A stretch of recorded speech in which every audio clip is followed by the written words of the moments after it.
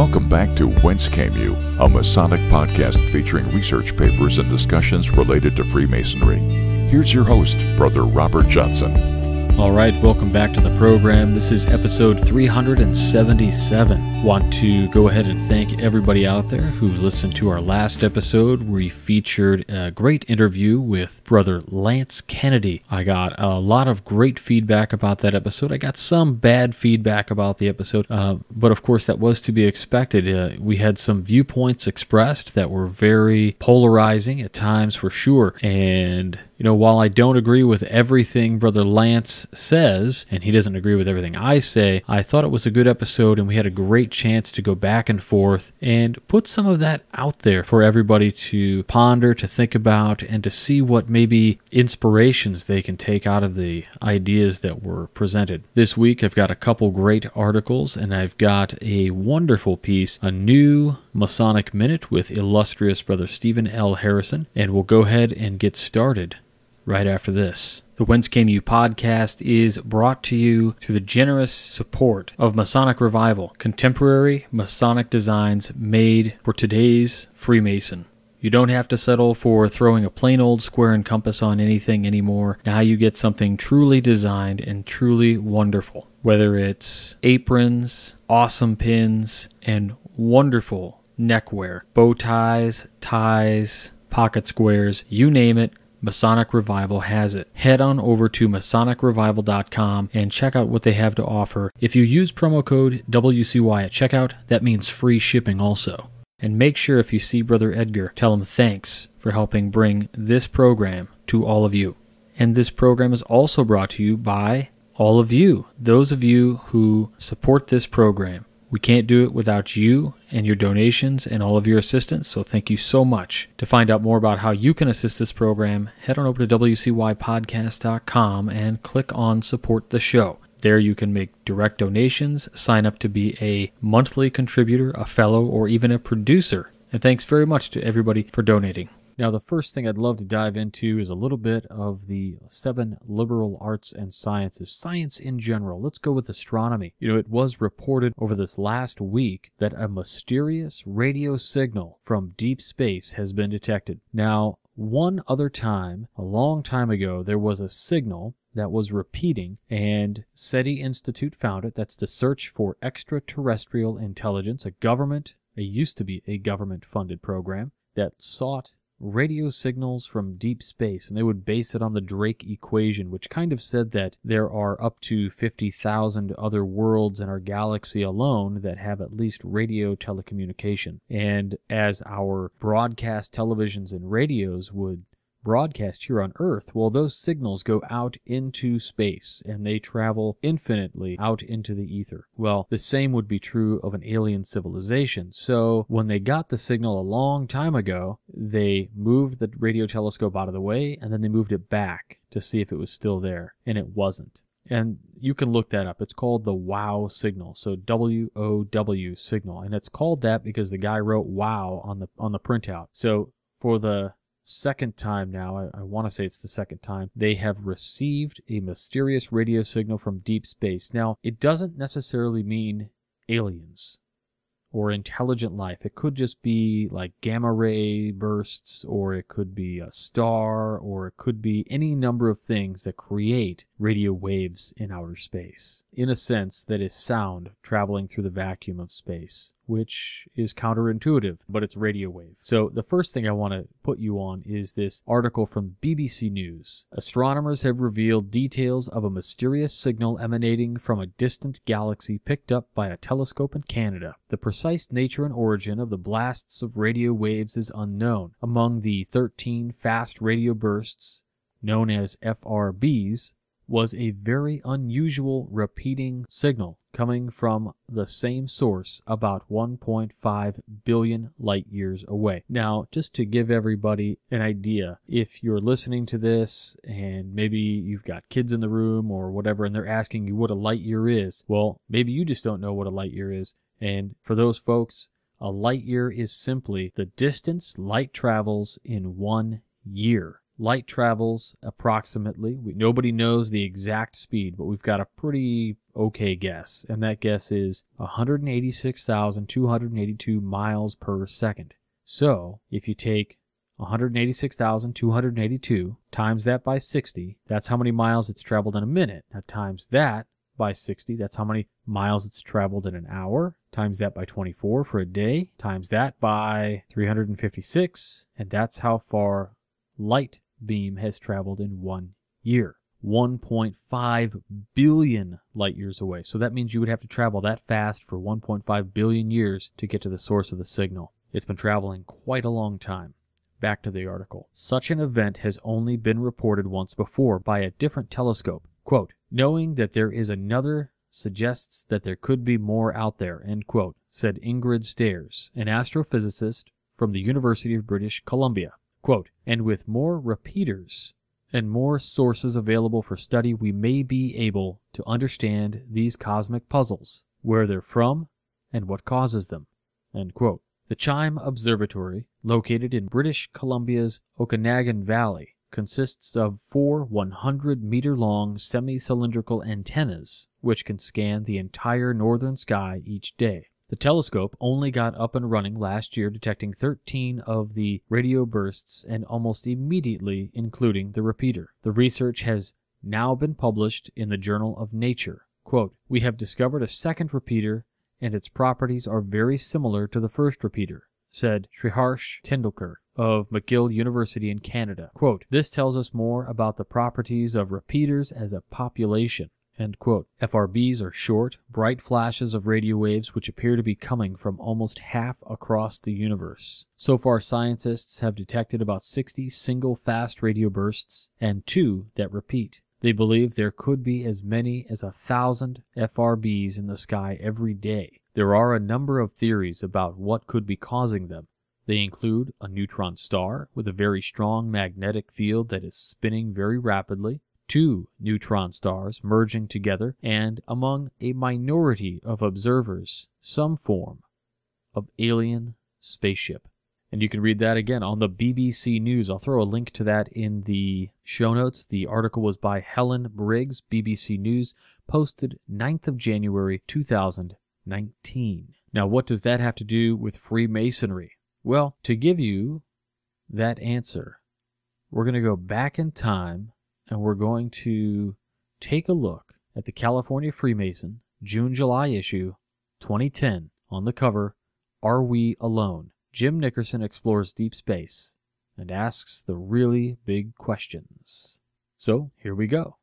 Every day, Jim Nickerson searches the sky and asks, are we alone in the universe? In his line of work, he may just find the answer. If he does, it'll redefine our existence. In the meantime, just asking the question makes his sliver of planet Earth a much better place. The search for life. In the 1960s television series Star Trek, humans embarked on a fictional mission to seek out life in strange new worlds.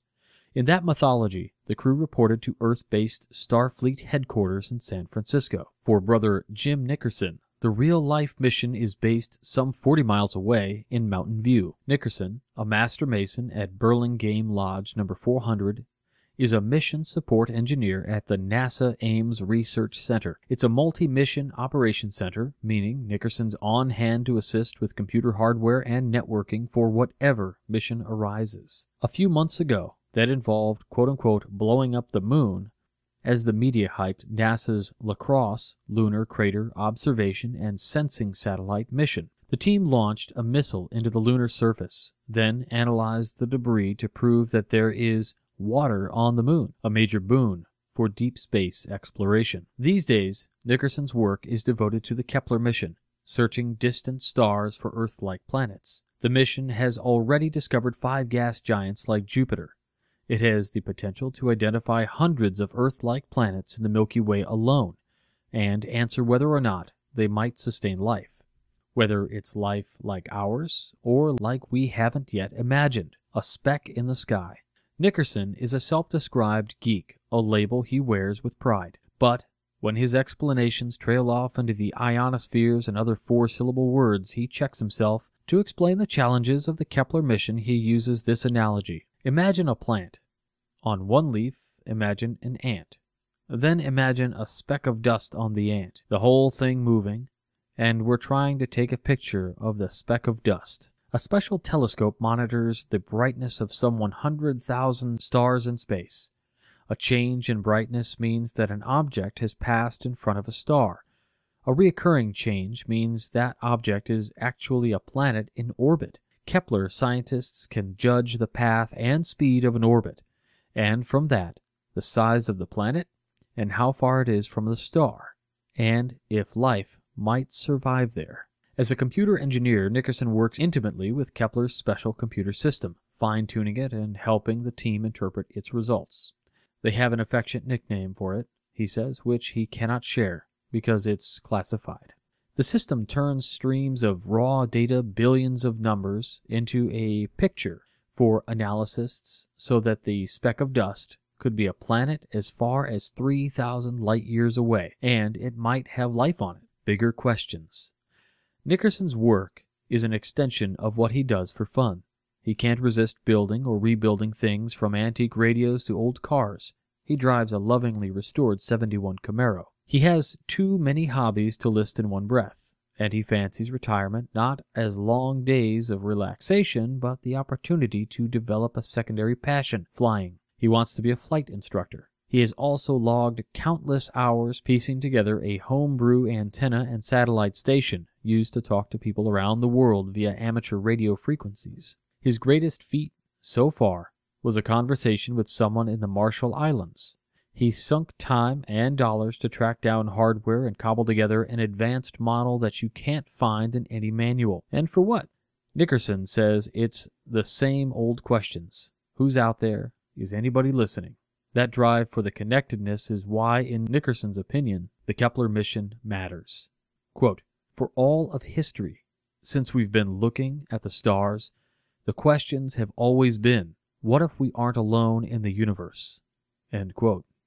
Nickerson says, but what if we don't find life and we are alone? I think that's the more important question, because if we are alone, maybe we'll start caring more for each other. They were the good guys. Nickerson, 45, has 2 children, ages 7 and 4. He calls himself a paranoid dad and cites his kids as his most important job and hobby. Period. So when he considers that question, it's not just as a scientist, it's as a father. It's also why he became a Mason. Growing up, the fraternity represented humanity at its best. We had family friends who were Masons, Nickerson says. I remember them for their strength and honesty. You could always rely on them. It was the 1970s, he explains, and there were a lot of bad things that a boy could get mixed up in or be disillusioned by. He saw the Masons in a different light. They were the good guys. In 2002, a neighbor helped him join the fraternity in South San Francisco. Nickerson has since affiliated with closer Burlingame Lodge. There, he stepped in as the Tyler for the remainder of 2010, takes pride in his role as an investigator for degree applicants, and between meetings stays in touch with brothers on the Masons of California Facebook page. To boot, he's a member of the Scottish and York Rite. In 2008, a co-worker, Evan Brewer, asked him about joining Masonry. Nickerson recalls with relish, I made him work for it. Only after Brewer had proven his interest to Nickerson's satisfaction, a test of time and persistence, did Nickerson bring him to a lodge dinner and help him apply. Brewer subsequently asked Nickerson for help with the ritual.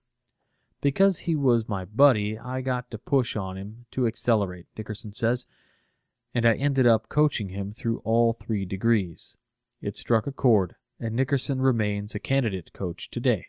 Brewer, meanwhile, meets Nickerson at his home every month to drive to lodge together. He still makes it a point to thank Nickerson after every stated meeting.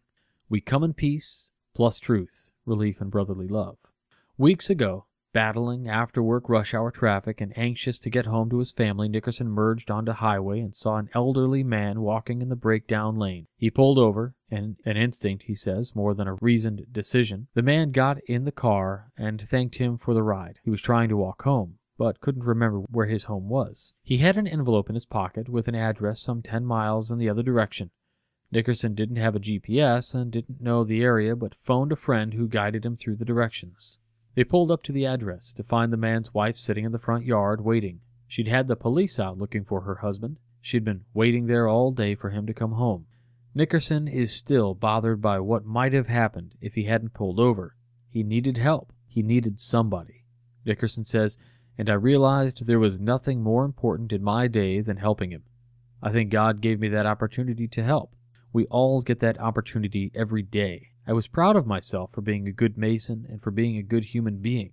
Nickerson continues, I think that's why I value Masonry so much. Truth, relief, brotherly love, those are things that everybody needs, especially these days. Hopefully, when we do go into outer space, he adds, we'll take those values with us.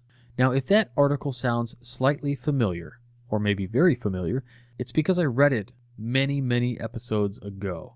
But I thought it would be a good reread with the latest developments coming out of the Canadian Observatory. And if it's brand new to you, awesome. Now comes the point in the show where I ask you to help support this show. How do we do that? Well, we have a bunch of different ways to do that today. If you head on over to wcypodcast.com, you can click on direct donation through PayPal, which we briefly touched on in the beginning of the program. Of course, you can make that one-time donation, or you can sign up to be a monthly contributor. Contributing $2 a month, $5, or even $10 a month, whatever you choose really helps the program out. Of course, we have a limited edition shop where you can pick up any number of items that come direct from us. Help us out by going to MasonicRevival.com, but also we have some other affiliates that are really important. Banker's Best, one of the most unique things we've ever done, is to work with Brother Levi Banker out of St. Louis, who owns his own company called Banker's Best Beard and Skincare. He's been so generous. If you head to wcypodcast.com, click on More, then click on Banker's Best, and you can check out a bunch of the different products he's got. He's got a whole line of beard care products, skin care, oils, balms, all of this stuff, and he has been doing it a long time. He knows a lot about it. Everything is handmade, quality items. We even came up with the King Solomon's Reserve Beard Balm, which is a few years old now, but remains one of the great products that he still offers. Even the artwork on the bottle was done by a brother. The nice thing about this particular product is 50% of the proceeds come back to the program. If you're a history guy like me, then you'll be pleased to know that what makes the beard oil and balm very special is that it was made utilizing the fragrances specific to the exports of King Solomon's time and location, which is amazing. So black fig and honey is the formula. Luxurious scent, as Levi says, truly fit for our first Grand Master. If you use the promo code BBWCY357 at checkout, you'll also get a little bit of a percentage off. Please check that out. Banker's Best, or just head on over to buybankersbest.com. We also have a code with On It. You can go to our website, click on More, then go to On It, and you can click through any of the links here, or just go to onit.com and use the promo code WCY at checkout. You'll get 10% off, and they'll send a little bit back to the program to help us out. And of course, it's business time.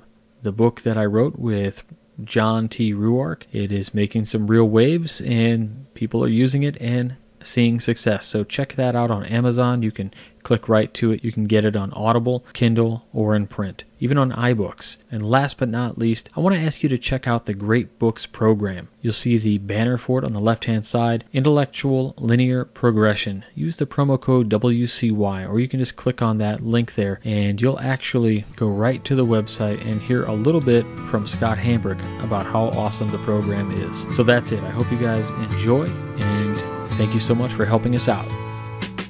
Dad and I were out fishing at our favorite spot. We were both sitting on top of a clod of dirt covering the roots of a massive tree that had fallen and uprooted. It started to rain, sprinkling at first, then drizzling, and then the deluge hit. Intrepid outdoorsmen that we were, Dad thought it would be best if we called things off.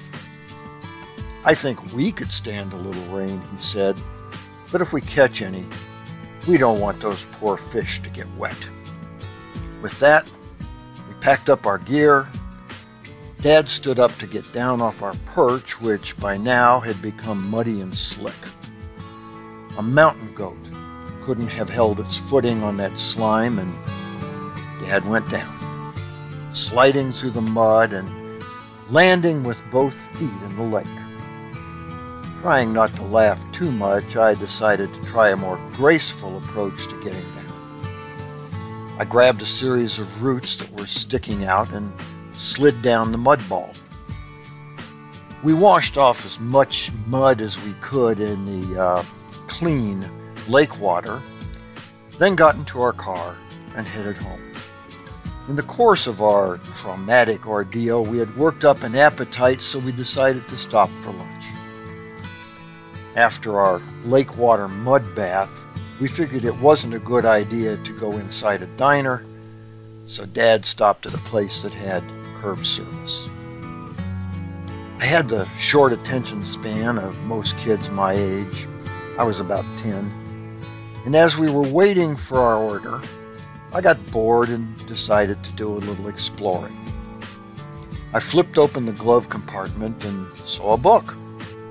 The cover said something about Masonic ceremonies. I pulled it out and started to examine it. How cool. Everything was written in code.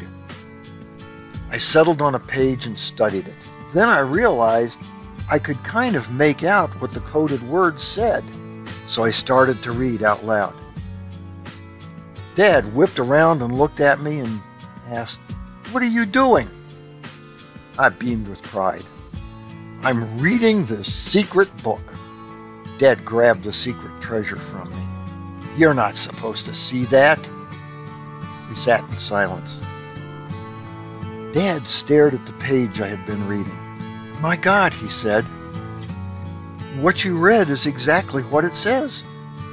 Let's face it, some parts of our secret Masonic monitors aren't all that tough to figure out. Nevertheless, at the tender age of 10, I could claim to have cracked the top secret Masonic code. For the Whence Came You podcast, this is Steve Harrison with the Masonic Minute. All right, many thanks to illustrious Brother Stephen L. Harrison for his always amazing segments of the Masonic Minute. If you like that, please check out the YouTube channel. We have them there as well whenever he does a video for them. What can I say? Brother Harrison is consistently and constantly working on Masonic projects, writing books, compiling books. The man is a Masonic machine, and just can't thank him enough for everything. If you like the way he writes and the way he tells a story, well, his books are very similar. So I would recommend you check out WCY Bookstore, where we have links to all of the books by all of the people who have been on the show. With that, let's go into our next piece. So our next piece is called Passages of Jordan. It comes from a Short Talk Bulletin, volume number 12, December 1934, number 12, and again, as usual, by unknown. The reason I chose this particular piece was I've always been fascinated with the bit of history given in our fellowcraft degree. Now, I do understand in some states like Pennsylvania, you don't necessarily get the same lecture that the rest of us get about the Ephraimites. But suffice to say, these particular band of tribal people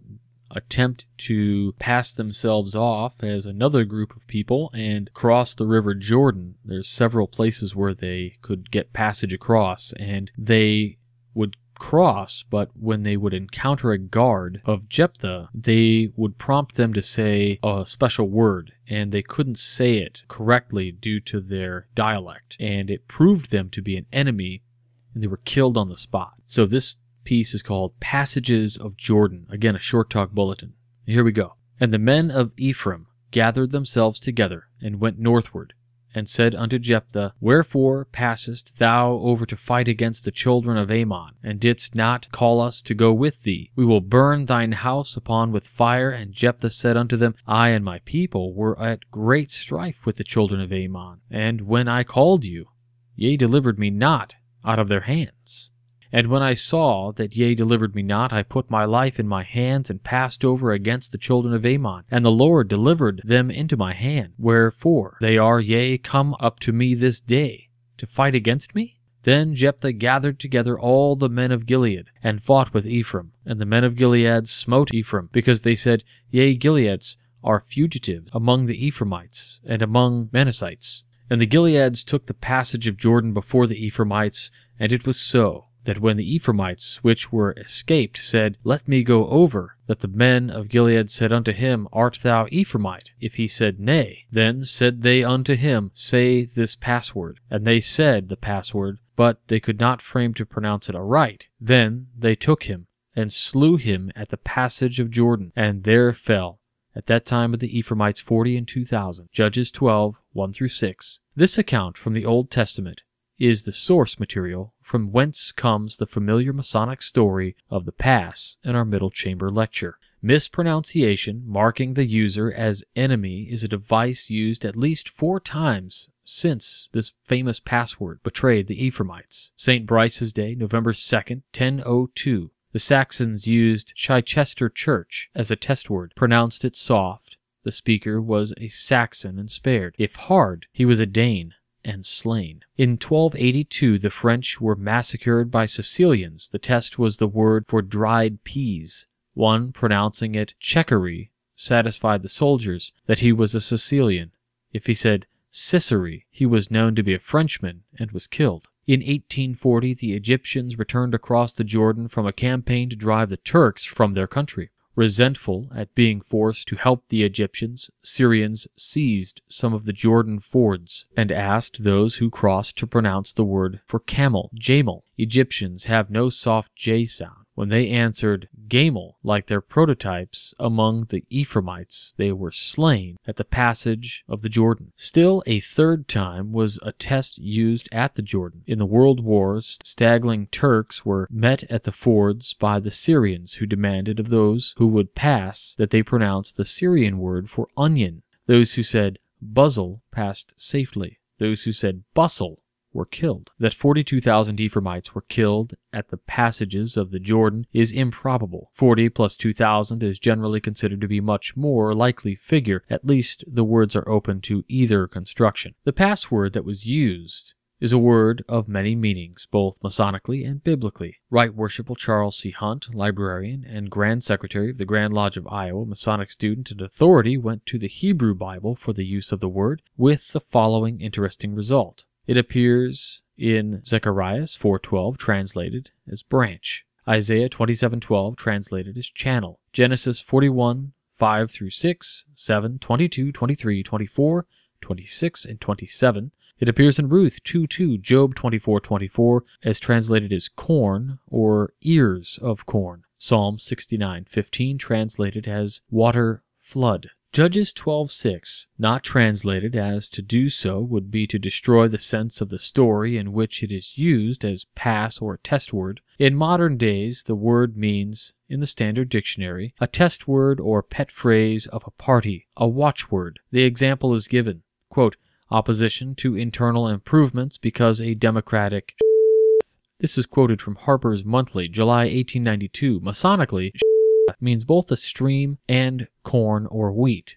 So used, both are emblems of plenty. Corn does nor denote the familiar source of cornmeal, familiar and dear to the American palate. Our corn is cultivated descendant of Indian corn, or maize, so called to distinguish it from the European corn, which prior to the discovery of America was the term for wheat, barley, and other grains. Corn is so used in the Old Testament, the principal grains of which are wheat and barley. There is no unanimity of opinion as to what kind of stream should be an emblem of plenty. For years, minor controversy has raged, as interesting as apparently it is unsettleable. Should the sheaf of wheat be suspended near a waterfall or a water ford? The greatest American Masonic authority, many argue that, on the whole, the greatest Masonic authority of the world is Albert Galatian Mackey. He pronounced emphatically for waterfall. Yet many learned authorities contend that Mackey was not infallible and that he erred. It is human to see our own ideas as correct, the other fellows wrong. South Carolina, Mackey's state, uses waterfall. Iowa and Colorado, among others, use Waterford. Henry Evans, editor of the Square and Compasses of Denver, is a Colorado Mason. Charles Hunt, already quoted, is of the Grand Lodge of Iowa. The student, therefore, must judge which is correct by argued rather than by weight of authority which attaches to such names as Mackey, Hunt, Evans, etc. The two following quotations, grave and dignified when considered alone, at least border the humorous when read together. The first is from the Ahiman Rezan, or the Code and Monitor combined of South Carolina. The passages of Scripture which are referred to in this part of the section will be found in Judges 12, 1-6. The Vulgate version is given as the paraphrastic translation of a part of the 6th verse as follows. Say therefore, which being interpreted as an ear of corn, the same word also in Hebrew signifies rapid stream of water, from the root shabal, to flow copiously. The too common error of speaking in this part of the ritual of a waterford instead of a waterfall, which is the correct word, must be carefully avoided. A waterfall is an emblem of plenty because it indicates an abundance of water. A waterford, for converse reason, is, if any symbol at all, a symbol of scarcity. Here now the South Dakota Monitor. Note the common error of using the word waterfall instead of waterford, which is the correct one, must be carefully avoided. The word to which allusion is made in this part of the ritual signifies an ear of corn. Corn has never been used as an emblem of plenty. The fall or the ford has nothing to do with it except that it originated for the purposes used by the fords of Jordan, and not at the falls. The same volume of water which passes over the falls may be found at the ford below. At first sight, the argument that the same volume of water passes over the ford as passes the falls seems unanswerable. Some go further, saying that as a fall may not extend all the way across the river, more water may cross the ford than goes over the fall. To which those who argue on the other side submit that it is not a matter of gallons per minute for either ford or fall, but the impression which fords and falls make upon the mind. Less water tumbles over Niagara than flows down the Mississippi, yet the torrential falls give greater impression of quantity than the Father of waters, peacefully and sluggishly moving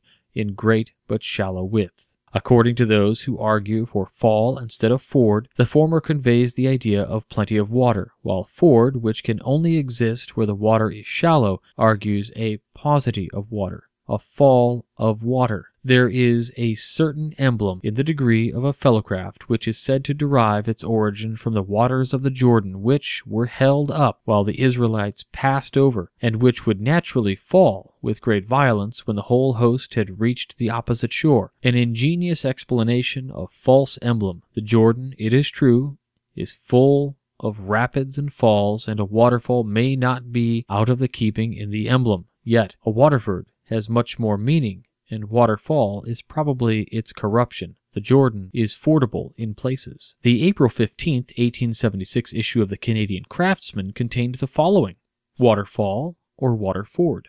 There is a dispute now going on among our brethren in the state of New York, which promises to afford scope for a learned discussion during the next meeting of the Grand Lodge. The work as agreed upon by the Grand Lodge requires the use of the words Waterford in the lecture to the second degree, instead of fall of water, and the ritual having thus been formally authoritatively declared, every lodge is required to conform to it, on pain of losing its warrant, if it disobeys. The old form, fall of water, however, has its partisans and its controversies, and the controversy waxes somewhat warm. An effort is to be made at the next meeting of the Grand Lodge to reverse its decision, but we hardly think the effort will succeed. It is difficult to see upon the principle the term fall of water can be used. Waterford is in every respect more correct. It has to be noted that in New York the proper term is still Waterford. Certain jurisdictions print the word they prefer in their monitors. Others indicate it with a picture. Most consider it a secret work and do not print anything about it. Colorado, Iowa, New York, South Dakota, Utah, and Wisconsin are among those which suspend sheaves of wheat beside fords, while South Carolina, Florida, Delaware, and the District of Columbia hang theirs beside a waterfall. In September this year, the Square and Compasses of Denver stated, quote, "Too often the word waterfall is used to indicate the location where the sheaf of wheat was found. The proper indication is Waterford, as showing an abundant flow of water affording plenty of that necessary element in a dry country for the sustenance of man and beast, whereas waterfall would suppose a restricted amount of the precious drops caught among the rocks of fall instead of being spread out over the thirsty land." End quote. Previously, the Illinois Freemason stated, "A Waterford is not a symbol of plenty. The text should not read Waterford, but instead waterfall. The oldest charts illustrate waterfall, not ford. Just how the substitution came to be made is one of those things which cannot be explained other than to say that somebody did some tinkering with the ritual." End quote. To which the Masonic chronicler of Chicago retorted, "It is absurd to contend that a Waterford is a symbol of plenty. Neither can a waterfall have any such significance. It is true that many early charts show falls, not fords, but whether the oldest charts did so is a matter to be answered only by those who have seen them. Very old master carpets or trestle boards of England show neither. Allen's Ritual, an exposé published in 1831, uses ford. Jeremy Cross's The True Masonic Chart shows neither, so that with authorities at the odds of the question, proof becomes merely an argument and opinion. More space than the controversy is worth may well have been given it. Yet so many ask the facts that it seems worthwhile to put the several contentions side by side. More pertinent, perhaps, is the natural query: why should there be any symbol of plenty? Plenty of what, and why emphasize it to the fellowcraft? Here again, authority may not speak, since all symbols of rich content may have meanings, not only one. Those who attempt to read from her wealth of symbols the inner spiritual meaning of Freemasonry's gentle teachings find no difficulty of meeting upon common ground that an ear of corn or sheaf of wheat suspended near a waterfall or a Waterford are symbols of plenty, all we need of ethical teaching, moral value, and spiritual inspiration, which he who hath eyes to see may discern in Freemasonry. The fellowcraft has come from the darkness into the light. He is now Masonically a man grown. He has climbed the winding stairs and pauses before he approaches the middle chamber. Entry into that holy place is not a mere physical going into a room, but an ability to join mentally and spiritually in the search for the solution of the mystery there symbolized by the letter G. Freemasonry seems to cry with no uncertain voice, quote, "Here, in what you have seen, is plenty, all you require, to read the mystery and know as much as man may know of the meaning of the letter which is the symbol of the Most High." End quote. So read.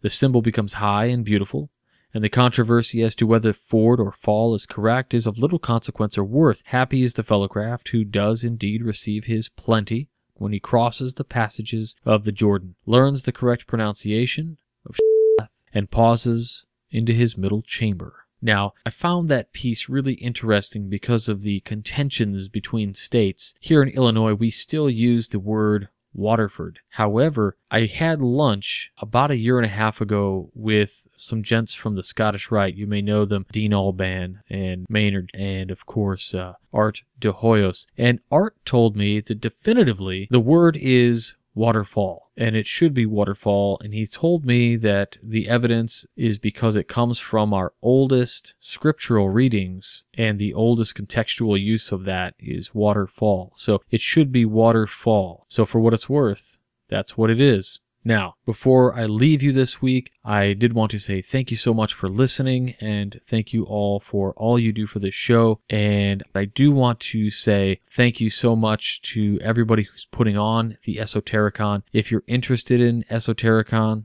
pass it over to Joe Martinez. He's got to tell you about the upcoming Esotericon. Hi everyone, this is Brother Joe Martinez from Manassas Lodge number 182 in Manassas, Virginia. I first wanted to thank Brother Robert and the Whence podcast for allowing me a few seconds to announce a very special event. On June 15th, 2019, we will be hosting the first ever Mid-Atlantic Esotericon in Manassas, Virginia, and tickets go on sale today. This will be a jam-packed event full of esoteric presentations from many of your favorite speakers, to include John Ruark, Frater O, Greg Kaminsky, P.D. Newman, Pierce Vaughn, Jamie Lamb, Don McAndrews, and your very own Robert Johnson. In attendance will be some of your favorite vendors and authors, which we will soon announce, and the event will include presentations for both the Master Mason as well as those that are interested in learning more about Freemasonry. and the more philosophical aspects of the craft. We will be kicking off that weekend's festivities with a social event at Sinistral Brewing Company in Old Town Manassas on the evening of June 14th.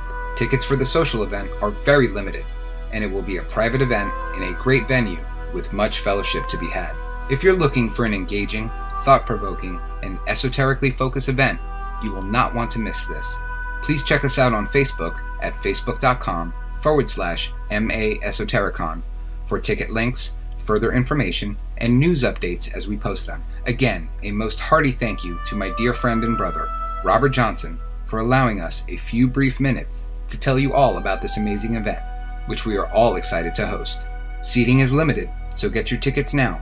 And as one of our co-hosts, Brother John always says, keep searching for more light. You'll be sure to find some in Northern Virginia in June of next year. Now that's it for this week. I hope to all see you at Esotericon. I hope to see you at Masonicon. I'll be there also. And you know what else is really cool? All of the Masonic Roundtable is going to be at both of those events too. It's going to be amazing. We're going to see all of our friends. You guys are going to be out there. Really excited to see everybody. Come on out. Have fun. Again, if you like Masonic podcasts, I know you do, you're listening to this one, please check out the Masonic Roundtable. We go live every Thursday at 9:30, 8:30 Central. I did miss this last week. I'm on a special Grand Lodge thing, and I have meetings on Thursdays once a month now. So until that's all over, a couple months to go. But then I'll be back on the show pretty regularly. If you dig Masonic research and cool papers and opinions and all that good stuff, it's not going to get any better than the Midnight Freemasons. Of course, Chris Hodap rocks our world, but in this case, we've got the Midnight Freemasons. We go 3 articles every week, Mondays, Wednesdays, and Fridays. And it's always new stuff. There's always great things to write about. We've got amazing writers like Greg Knott, Todd Kreese, and Darren A. Laners, Mike Arce, Steve Harrison, Bill Hosler, Adam Thayer, Travis Simpkins. That's right, the world-renowned artist. He's on the Midnight Freemasons. We've got Robert E. Jackson from Massachusetts, and our newest contributor, Brother Brian L. Pettis, 33rd. You know, it just never ceases to amaze me what these guys are able to pull together and write about, and listening to their points of view. So check it out. Again, Mondays, Wednesdays, and Fridays. Articles will go up 5 a.m. California time. But that's it. So I hope you all enjoyed. I'll talk to you all next week. Until then, stay on the level. For Whence Came You, I'm Robert Johnson. You've been listening to Whence Came You, a Masonic podcast featuring research papers and discussions related to Freemasonry with your host, Brother Robert Johnson. Be sure to join us for our next edition.